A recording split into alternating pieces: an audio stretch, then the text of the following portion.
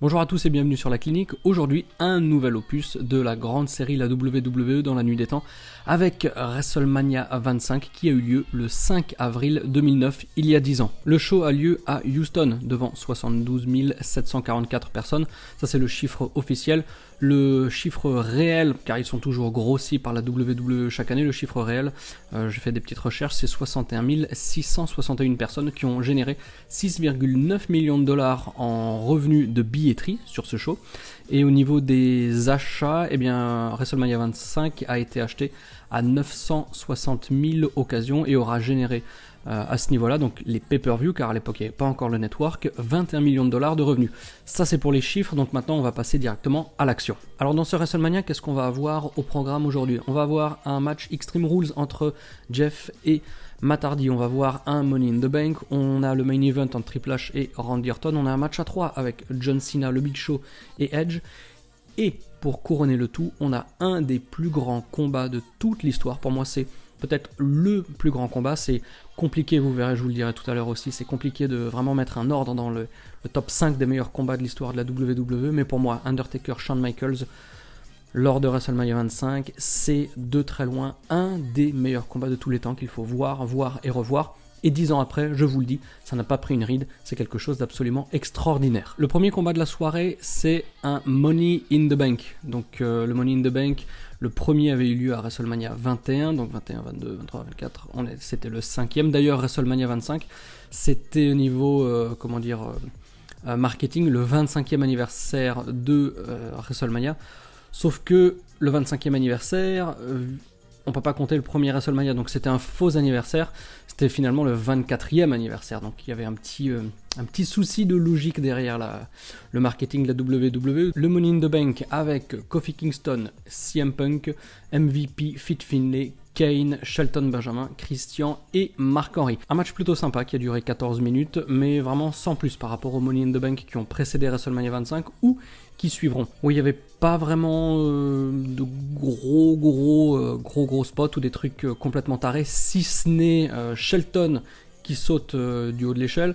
Le match il commence assez doucement jusqu'à ce que tous les catcheurs fassent leur dive à l'extérieur du ring. D'ailleurs, la foule était super chaude pour la possibilité que Mark Henry saute de la 3e corde à l'extérieur du ring, mais ça n'est pas arrivé. Et ce Money in the Bank aussi, c'était finalement une des premières fois où on voyait les talents acrobatiques de Kofi Kingston, notamment avec des spots avec Mark Henry et Fit Finlay. Donc ça c'était rétrospectivement très sympa à voir. Le match a été remporté par CM Punk qui remporte son 2e Money in the Bank consécutif, et la séquence de fin avec Christian, franchement, était très cool. Et ce qui était aussi intéressant de remarquer, c'est que il y avait pas mal de huées dans la foule pour cette 2e victoire de CM Punk. Il y a aussi quelque chose qui fait très peur, on s'en rend pas forcément compte quand on le voit à l'image. C'est en fait l'instabilité des échelles. Mais c'est vrai que quand moi j'ai catché, quelques fois j'ai eu l'occasion d'être, 2 fois dans des matchs à échelle, et à chaque fois qu'il fallait monter et catcher, c'était d'une instabilité mais absolument terrifiante. Alors en plus de ça, moi j'ai un petit peu le vertige, donc c'était vraiment une tâche cauchemardesque pour moi. Mais l'instabilité des échelles, après être monté moi-même sur des échelles pendant les combats, maintenant quand je vois des Money in the Bank et autres combats du genre, je fais un petit peu plus attention et on voit que c'est méga instable et c'est vraiment un exploit absolu. Vous regarderez d'ailleurs, si vous regardez de nouveau le show, vous qui avez le network ou qui l'avez en DVD ou autre, la manière dont CM Punk il arrive à garder son équilibre quand il décroche la manette, il est debout sur le haut d'une très très haute échelle, franchement, chapeau l'artiste. Et donc ce Money in the Bank, je lui mets un petit 3 points de suture. Après il y a eu un concert avec Kid Rock, ça c'était une daube absolue. Ensuite, autre daube absolue, c'était la Diva Battle Royale avec 25 divas, on a eu pas mal de retours, et cette Battle Royale a été remportée par Santino Marella, qui était déguisé en gonzesse. Est-ce que j'ai une petite photo? Ah bah oui. Donc oui aussi, petit coup de vieux, WrestleMania à 25, c'était un des shows que j'avais reviewé à l'époque où j'écrivais pour le magazine Catch Mag. Et voilà d'ailleurs, petite photo avec Santino Marella. Santina en fait, la sœur jumelle comme il le dit. Voilà, petite ambulance pour ce match. Et au-delà du fait que ce match était vraiment pourri, il y avait les commentateurs qui faisaient genre « Ah mais qui c'est qui est dans le ring ?» alors que la foule avait déjà capté depuis pas mal de temps que c'était Santino, donc ça aurait été peut-être plus sympa, je pense ça aurait été plus comique de tout de suite reconnaître le fait que c'était Santino déguisé. Après la bataille royale, on montre Mickey Rourke qui était dans la salle, Et parce qu'à l'époque c'était voilà, la période de la sortie du film The Wrestler. Et on enchaîne tout de suite avec un match 3 contre 1, avec Jericho contre 3 légendes, Roddy Piper, Jimmy Snuka et Ricky Steamboat. Alors c'est un 3 contre 1 à élimination. Jericho va d'abord éliminer Jimmy Snuka avec les Walls of Jericho, il va éliminer Piper avec un Enziguri, et ensuite il va se retrouver avec Ricky Steamboat en 1 contre 1 dans une fin de match tout à fait prenante. Franchement, la foule était super excitée pour cette partie du combat. À l'époque, il y avait beaucoup de You Still Got It et des chants comme ça pour Steamboat. J'ai regardé quel âge il avait à l'époque de WrestleMania 25, il avait seulement 56 ans. Ce qui finalement, à l'époque, pouvait paraître super vieux, mais aujourd'hui quand on regarde Batista qui a 50 ans, Shane qui en a 49, Undertaker qui en a 50 et plus, finalement 56 c'est pas non plus un vieillard quoi. Donc avec du recul, on se rend compte que finalement Steamboat, il était moins vieux, entre guillemets, que ce qui paraissait. Donc c'est aussi intéressant de voir au fil des époques comment la perception de l'âge et la perception des catcheurs peut changer. Et le match est remporté évidemment par Chris Jericho qui va réaffronter Ricky Steamboat lors de Backlash. Et vous verrez ça le mois prochain.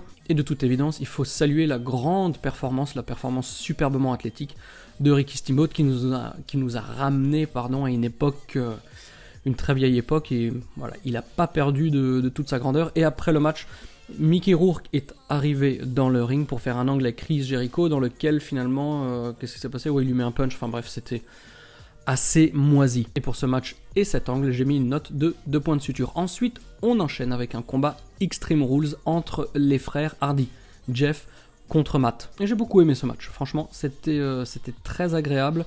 Je lui mets une note de 3 points de suture et demi. Dans ce match, on a un superbe spot à l'extérieur du ring avec Jeff qui saute à travers 2 tables qui prennent en sandwich Matt, même si le spot a été assez long à installer. On a des coups de chaise sur la tête, ce qui montre que voilà, c'était vraiment une autre époque où les histoires de trauma crânien n'étaient pas encore à l'ordre du jour. Il y a aussi eu un spot absolument incroyable. Alors là, je parle des spots, mais sachez que l'histoire entre les spots est tout à fait cool. Je veux dire, le match, il est bien posé, il est bien raconté. Donc à la fin du match, il y a un spot avec Jeff qui saute par-dessus des échelles, un petit peu comme, pour ceux qui aiment bien l'histoire, comme la première fois où il a sorti ce spot, c'était pendant le TLC à SmackDown en mai 2001, où il y avait Benoît Jericho contre les Dudleys, contre Edge et Christian, contre les Hardy Boys. Donc voilà, ça il l'a fait, mais en plein milieu du ring. La foule réagit, mais la chute, vous pouvez pas imaginer le truc que c'était, c'est absolument horrible.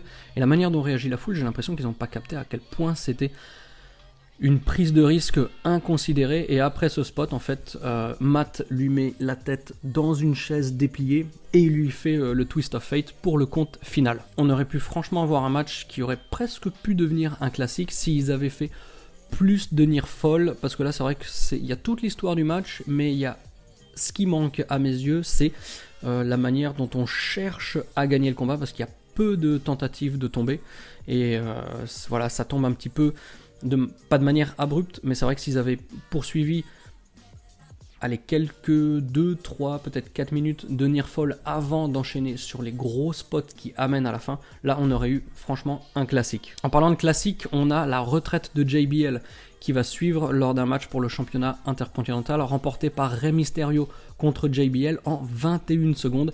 Ce que j'ai beaucoup aimé, c'est en fait la sobriété de la retraite de JBL, parce que c'était son dernier match, mais il n'y avait pas... Bon, il était heel, donc forcément on n'allait pas faire tout un pataquès autour de sa retraite. Bon, bien sûr, le match est trop court pour être noté, mais voilà, WrestleMania 25, ça marque la fin de la carrière, le dernier combat de JBL. Dernier combat, je veux dire, vraiment officiel en pay-per-view. Après ça, on a Shawn Michaels contre l'Undertaker. Alors vous savez que lors de WrestleMania 26, Shawn Michaels et l'Undertaker avaient à nouveau catché ensemble dans un match revanche où Shawn Michaels mettait sa carrière en jeu. Il a perdu à WrestleMania 26 et c'est là qu'il a pris sa retraite. Mais WrestleMania 25, donc, c'était leur premier affrontement.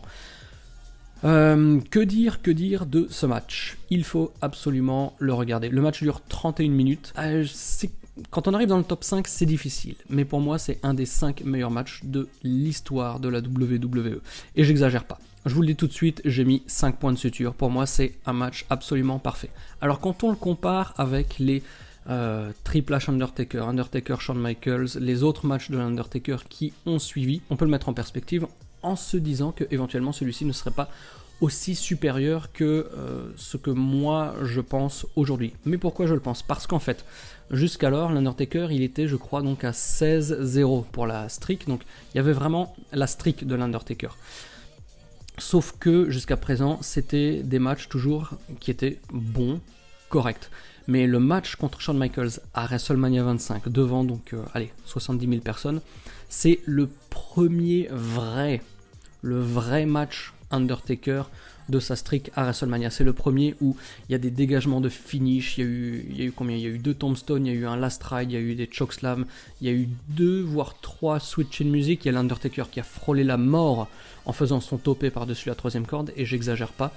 Il y a une histoire absolument folle, la foule est surexcitée. Moi je me souviens que en ayant vu ce match à l'époque, c'est ce jour-là où je me suis dit, ça fait assez d'années qu'on reporte et qu'on est un petit peu frustré. L'année prochaine, WrestleMania 26, on y va, parce que WrestleMania, c'est une expérience hors du commun. Il y avait peut-être son match face à Batista à WrestleMania 23 en 2007, qui était une très bonne surprise niveau catch, mais là, Shawn Michaels et Undertaker, on est au-dessus du lot. Quand on réfléchit, leur premier affrontement en Hell in Cell à Bad Blood 1997, donc octobre 97, c'était il y a 12 ans, et là, les gars, c'est stratosphérique. 5 points de suture, c'est pas pour rien. DVD, network, n'importe, de toute urgence, allez voir ce match et gardez bien à l'esprit que c'est la première fois qu'on a un match de ce type à WrestleMania où tout le monde se dégage de 40 000 finishes pendant le match pour essayer de remporter et d'interrompre la streak de l'Undertaker. Après, on enchaîne avec un match triple menace pour le championnat de la WWE entre Edge, Cena et le Big Show. Ce match, je lui ai mis 3 points de suture et demi. Peut-être que niveau catch, voilà, ça va aller un peu moins, mais ils ont réussi malgré tout à garder la foule relativement active dans le match, qui était a priori un pari assez fou par rapport à toutes les émotions qui ont été véhiculées par le match précédent. Donc ils ont bien réussi à garder la foule parce qu'ils avaient une place sur la carte vraiment bâtarde. Après Undertaker, Shawn Michaels, franchement c'est presque suicidaire. Match très sympa. C'est vrai que à partir de 2005 jusqu'en 2009, on n'arrive pas encore vraiment à cerner qui va s'imposer en tant que champion long terme. Je veux dire, il y a Cena, il y a Triple H, il y a... Ah non, c'est pas championnat WWE, je vous dis des bêtises, c'est pour le championnat du monde poids lourd. Et ce match qui aura duré 14 minutes nous aura aussi montré un spot absolument hallucinant. C'est Cena qui prend un Big Show sur ses épaules. Alors vous allez me dire, ouais, il l'a déjà fait à WrestleMania 20. Oui, sauf que là il prend Big Show et Edge sur ses épaules. Je vous laisse imaginer la folie du spot qui aura su, une fois de plus, vraiment garder la foule en haleine dans son match qui était très sympa. Ensuite on a le Hall of Fame, la classe Hall of Fame 2009 avec en tête de gondole, vous l'aurez deviné, Steve Austin, le Texan. Et c'est bien sûr lui qui va clôturer cette petite cérémonie lors de WrestleMania.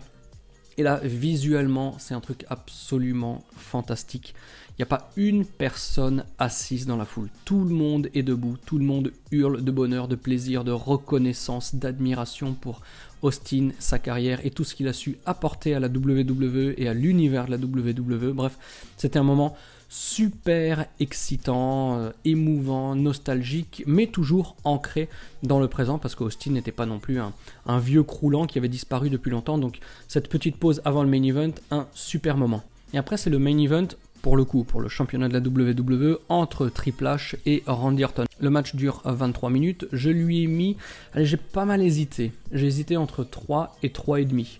Finalement, je vais être un peu clément, je vais lui mettre 3,5.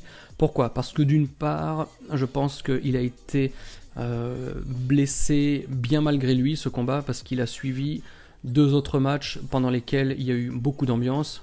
On va pas revenir sur Undertaker, Shawn Michaels, plus le segment Hall of Fame avec Austin qui aura su, vider toute l'énergie de la foule, parce que la foule aura vraiment donné tout ce qu'elle avait pour lui rendre hommage. Donc voilà, ce match, il était victime des circonstances du show. Donc c'est pour ça que j'ai souhaité être un petit peu clément, car le combat en lui-même, il est plutôt bon, voire très bon. La foule par contre, elle est dead. Et ce qui a aussi permis de compenser la note, à mes yeux, c'est l'excitation avant le match. À l'époque, il y a eu un des angles à Raw que j'ai le plus aimé de toute ma vie. C'était un angle où Orton fait le DDT à Stephanie. Vous savez, le DDT où le catcheur est bloqué sur la 2e corde avec Triple H qui est juste à côté, menotté. qui fulmine, qui se dégage dans tous les sens. Je sais pas si vous avez déjà vu cet angle, je vous encourage de tout cœur à le regarder. J'ai pas la date du Raw, ça devait être un Raw du mois de mars 2009 forcément. Et donc allez le voir, parce que non seulement il met le DDT, mais ensuite il prend son temps, il fait mousser le truc comme on dit, il le milk à mort, jusqu'à ce que finalement, en regardant Triple H comme ça, il fait un petit baiser sur la bouche à Stéphanie, dans un des moments les plus...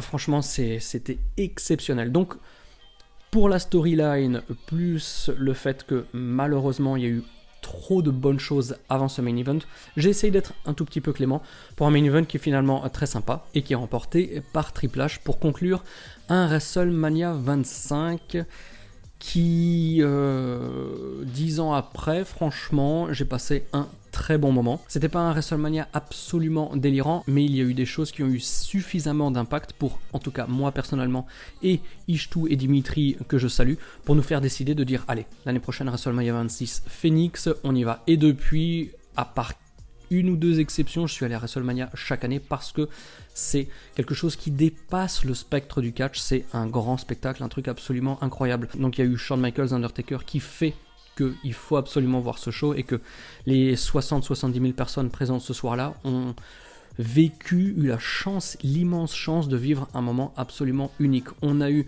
l'intronisation de Austin dans le Hall of Fame de la WWE qui n'est pas rien non plus, et puis au-delà de ça, vous avez vu qu'on a des matchs qui sont plutôt de bonne facture et on a une bonne ambiance à travers tout le show jusqu'au main event, ce qui nous fait que pour la note de ce WrestleMania, je vais quand même lui mettre un 3 points de suture et demi. Voilà un bon show que je vous encourage à aller regarder, surtout pour ce combat Shawn Michaels Undertaker.